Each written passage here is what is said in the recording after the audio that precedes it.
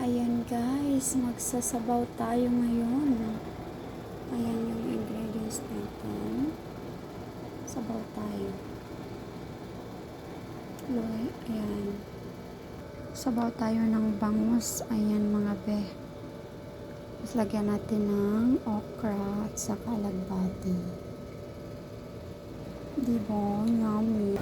Ayan na guys, nilagay ko na yung chicken o yung isda pala guys. Ano ba yan?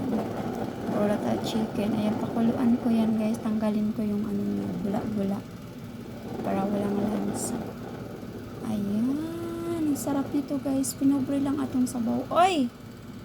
Ayan. Ilagay ko na yung celery. It's kumulo na. So, ilagay natin yung okra. O, diba? Ang sarap. Para naman bigyan tayo mamaya ng pizza. Bakit may pizza pa doon? Oh, di ba? Sarap, guys. Magsabaw-sabaw tayo. Agoy. Puro na tayo tuyo. Tapos mamaya-maya, lagay natin ang... Ayan. Ilagay na natin ang...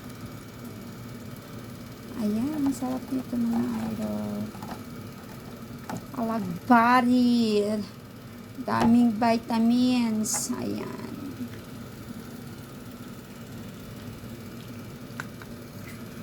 Kasi bukas hanggang bukas. Ayan na guys. Kumulo na siya. Agoy. Magkain na tayo mga idol.